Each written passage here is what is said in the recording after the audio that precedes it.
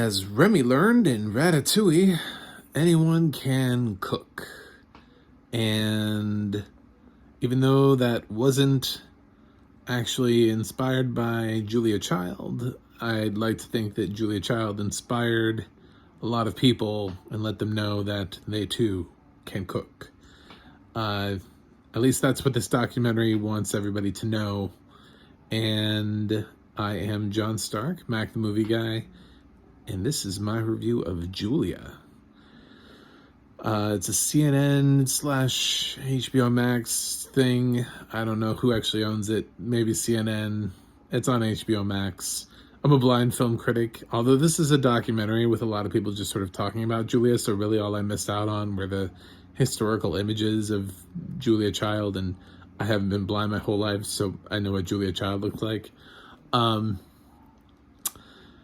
She made it till 2004, so I was out of high school by that point, so just as a point of reference. Yeah, her career, all of just everything, her stamp on life and on chefs and on the world and women, and that's what this film explores, just the Julia Child experience.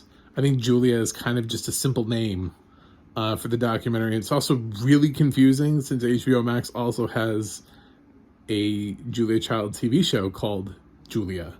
So it's kind of just like, cool.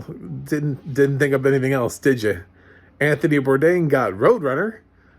Julia gets Julia. I don't know, I maybe would have gone with like The Joy of Julia or something that was a play on her first book, but no, just Julia, like Amy. Just the first name. We've made her like Cher and Madonna.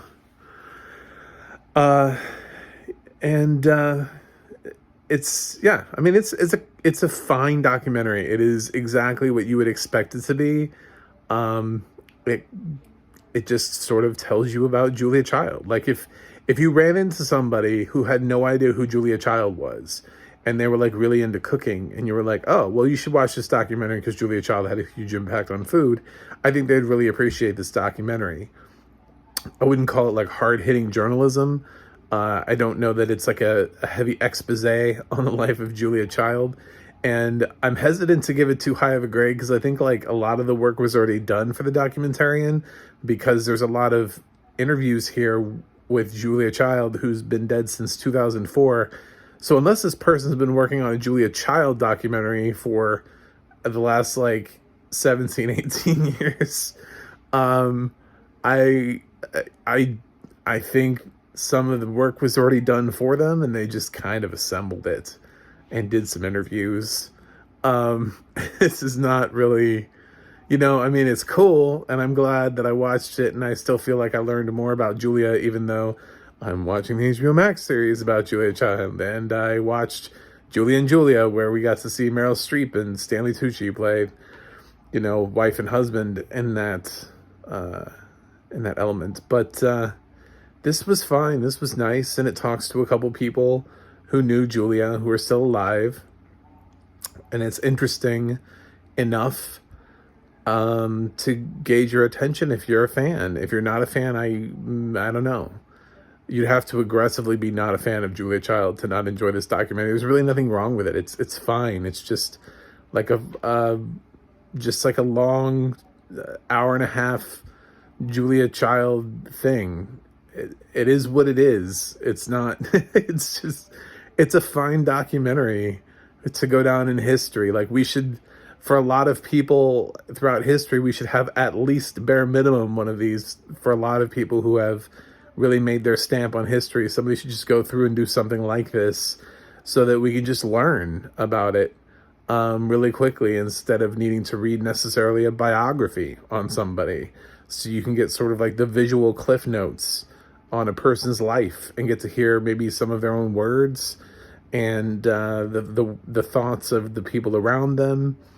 This is that. it's just a simple little thing.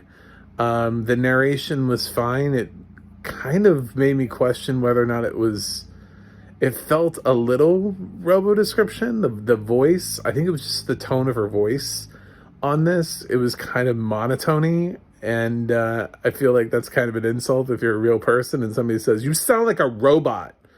But on the offside chance that I was right, I figured I would say that that maybe might have been. I'm like 50-50 on it. I'm like, there was a chance. It just kind of sounded like the voices that come out that are really good. You know, I mean, when I talk to my Amazon devices, that voice is solid. You know, it's actually better than the robo description I get on most films. It has more life and soul to it. So it is possible to get like a robo description type voice that actually sounds like it's not from the 1980s, like from an Atari or something. But a lot of them just for some reason sound like they're ancient.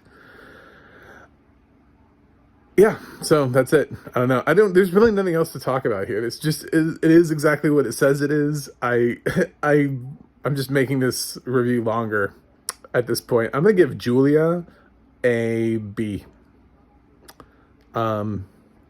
It's fine. If you like Julia Child, you'll like this. If you don't like Julia Child, watch something else. Let me know what you think in the comments. Like and subscribe.